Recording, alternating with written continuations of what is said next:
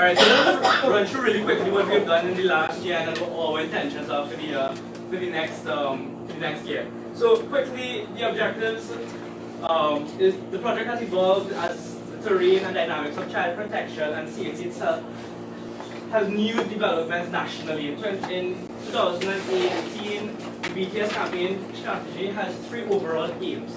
These are to keep the campaign alive and the knowledge of its objectives current, which is important because the objective is very specific. It's to look at the intersection of gender analysis, and how that contributes to intervention, right? So the way in which our boys and girls are brought up, and how that contributes to a life of vulnerability for child sexual abuse, as well as to expand the research of the campaign to new communities and groups and Prof is currently working, and myself is working on that, from data to meeting the community.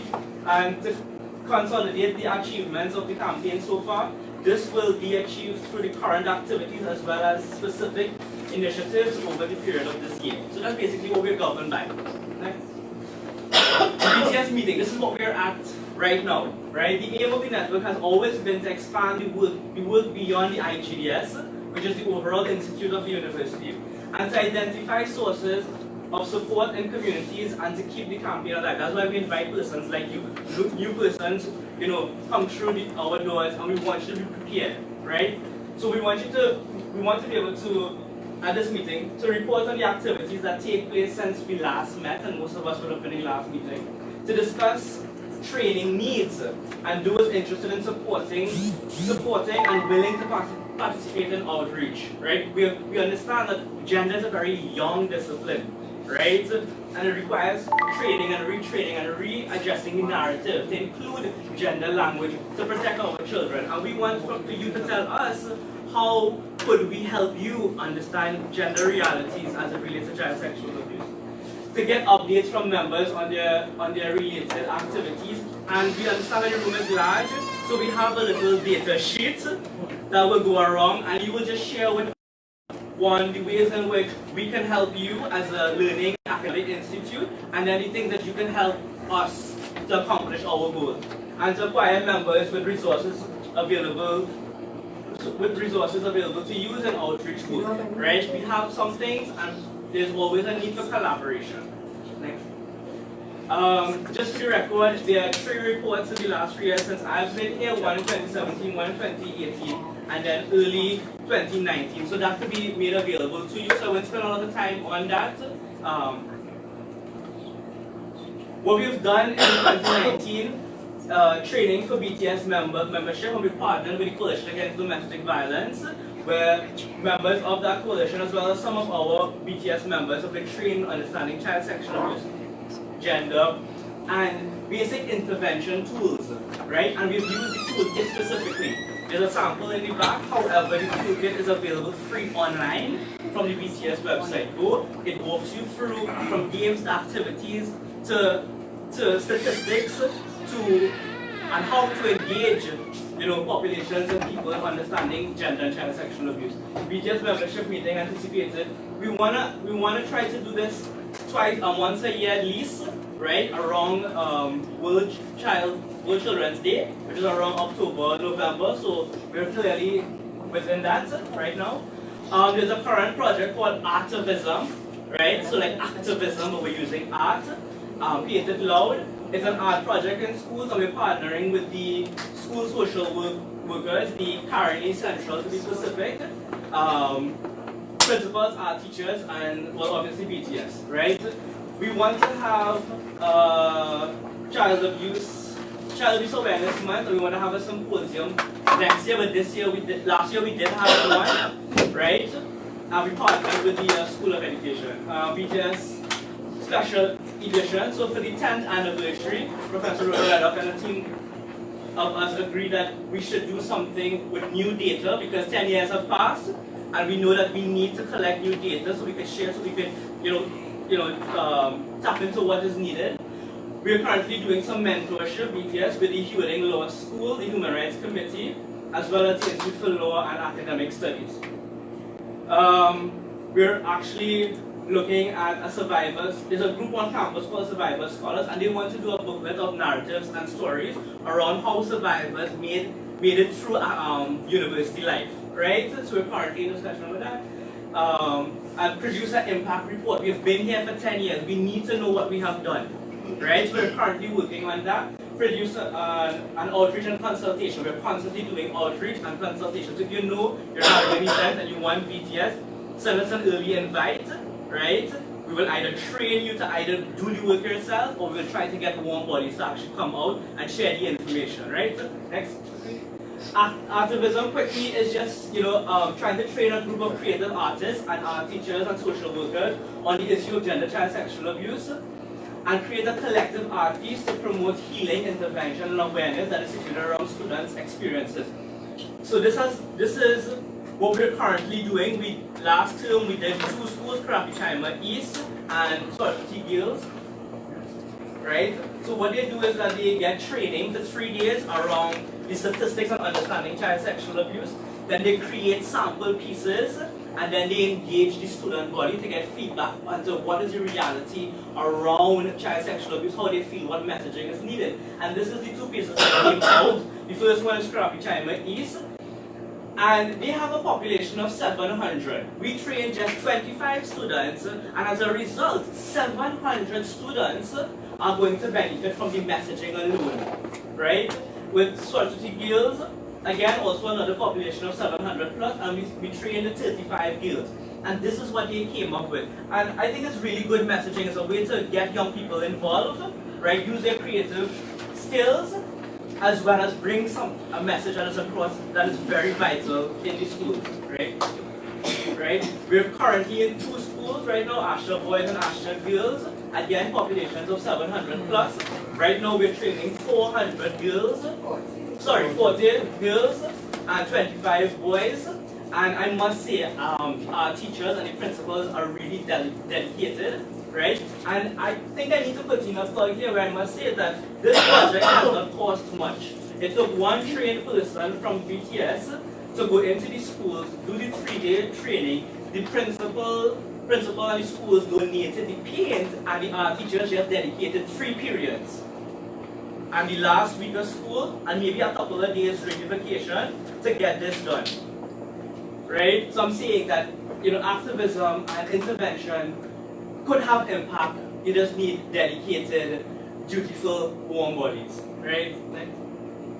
I think this is important because the work is so vital, because again, I keep saying that gender knowledge is young, right? No one talks about gender and sexuality. We live in a very, silent country when it comes to gender and sexuality. And these girls, just from 1 day training, acknowledge the fact that they said that abuse is filled with nice things, but really it is how children are silenced. So we know that the grooming process is about silencing young children. You're nice, I'll buy you things, I will treat you good, right?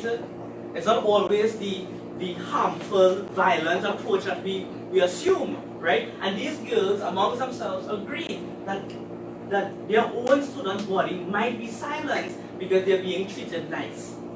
And I really think that those are the kind of impact that we could have, right? Right now it's just an IGDS body, but collectively think about how much girls and boys we could reach. Right? Following that, we would like to have a symposium in April, Professor idea, and you can tell, right? Everything has to be situated in academics and documenting it. So we want to pull the experiences and reflections of the students, importantly, because we can't make decisions for students without their input. We want to get the reflections and the experiences from the teachers, the social workers, and the organizers, right? We want to partner with either the School of Ed or Medical Sciences, definitely social work, and we want to give the schools and the students a little token for appreciation for just being part of this, right? Currently, we're working with the Human Rights Committee, and they are invested in migrants and migrant children. So we are sort of mentoring. We had a very basic training with the executive committee on child sexual abuse in the BTS, as well as ethics. What it's like working with children, right? And the next step is to engage with Living Waters, where they'll understand the international laws and all of that. So we're really trying to guide our membership into a direction, and anyone who's interested in a direction of really alleviating the social problem, right? Quickly, the impact report is we want to see what BTS is doing. We want to see the impact it's having. We did one sample, right, and we found that BTS for young children, especially in the southern parts of the island, they know about it because of the news. So we need information like that to know how we are. Probably. So we need information like that so we know how to reach these vulnerable community spaces and groups, right? So we will be going through collecting demographics and narratives and information from young people as we go through our outreach to see what is the impact and how we can improve. One thing that we did find with adults is that parents are admitting that they don't have the skills to start the conversation. I keep saying that sexuality and child sexual abuse is a very silent topic, and parents are admitting, how do we start that? And one of the plans for 2020 is to continue training membership. So please sign up, right? We want to have this meeting again next year around the same time, so look out for that. We want to continue activism, right? We want to try to get at least 10 schools by the August vacation. We want to have this symposium in April next year, so look out for that. You can either submit abstracts or be on the panel as well to share your experiences. Prof and I want to do a courtesy call to the president because we feel as though we need to get BTS and this work at a state level involvement. Prof is working on the special edition, which will be a research journal that will explore different types of issues around child sexual abuse. We will continue working on the booklet, the impact report, the outreach, and I think BTS needs to start investing in fundraisers because materials and going out there paints, we use a lot of creative methods, and we've never really done formal, making it part of our strategic plan to raise funds, but we're seeing now how more and more people are invested in the project, and we actually kind of want to be able to give them the opportunity to be in it without having to think about money as a barrier, right? So fundraisers part of the objective. So with that said, folks, we just want to open up the floor for Prof and I to just take 10 minutes to take any kind of questions and feedback, right, around what we have just discussed. So quickly, 5-10 minutes if anybody has any questions.